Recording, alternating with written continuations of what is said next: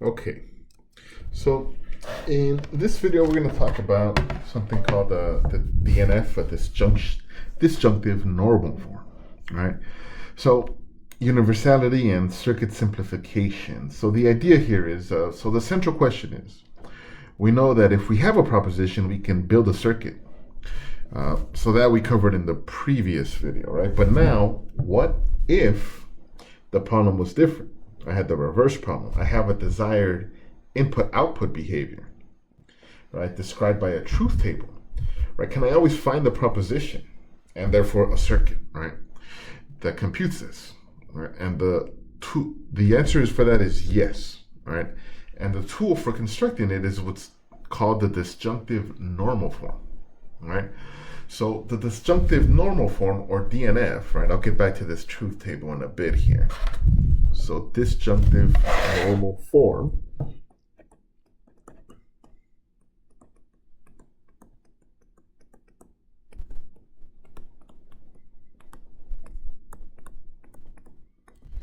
okay, so what the disjunctive normal form states is, right, if we have a literal, right, so when we mean a literal, we mean either P or its negation,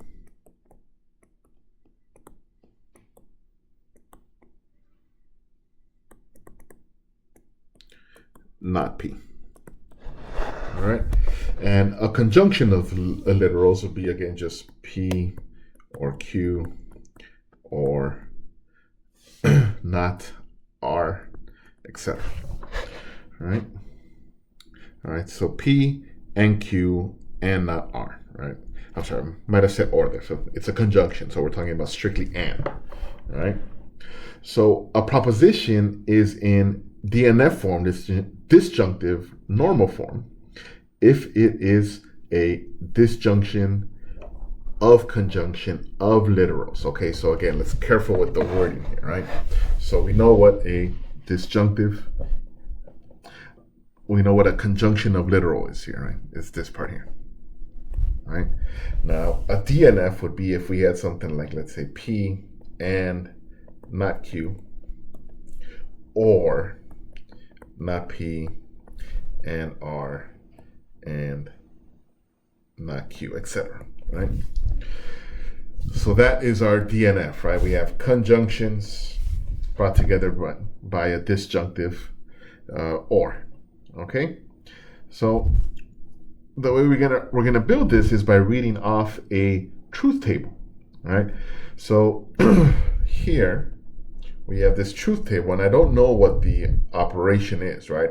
I just know the output. I know I have P, Q, R. These are the truth values for P, Q, and R, right? And I know the output.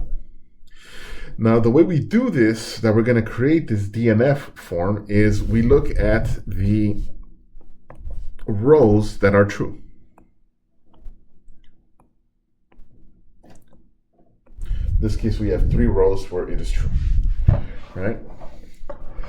Okay, and the way we're going to first build our conjunctions here is if we go through the row here, and if the variable is true, we use the literal, right? If the literal is true, right, we include that variable itself. If it is false, we do the negation of this, right? So what I mean by that is here we can write down this truth table, P, Q, and R. P is false, so not P. And not Q. And R, that one is true. Okay, so that is our conjunctive, our conjunction of literals. So now I look at the other row that is true. So P is false. So for here we have not P and Q and R, right? Those being true.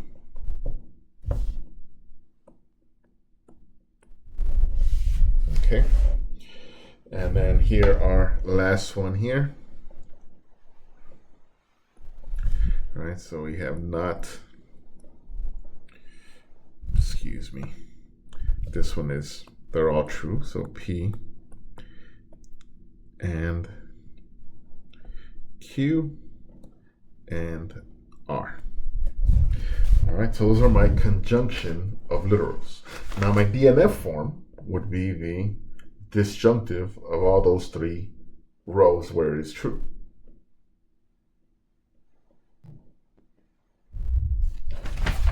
Okay. So our final DNF form would be that first row, which we had not P and not Q and R. Right, that's my first conjunction, and then an OR with the other row that was also true, P and Q and R, or lastly P and Q and R when they were all true. Okay, so this is my final DNF form, right? So as it turns out, right, even looking at this, right, in representing this disjunctive normal form, by looking at the values that are true, we actually have represented the whole table, right? The whole truth table can be represented with this, right? So this idea, this one of the theorems in the book called Universality, is that any truth table with at least one T output can be realized by this DNF proposition, and therefore a circuit built from and, or, and not gates alone. Okay, so if you know what a circuit should do for every, so the idea here is that the implication that we're having here, if you know what a circuit should do for every input combination, you can always build it from the three basic gate types, right? Now, this is the reason why computers can be built from a small number of transistor configurations, right? The and or not, right? As long as I know what each circuit should do for every input combination. Now, how Boolean algebra comes into play is that these DNF propositions, as you see here, they look complicated, right? So looking at this, if we provide if we simplify it, is logically equivalent to not P and not Q or Q and R. All right. Now this reduces our gate counts, right? So this reduces our gate counts from an initial gate of 10 to 5. All right.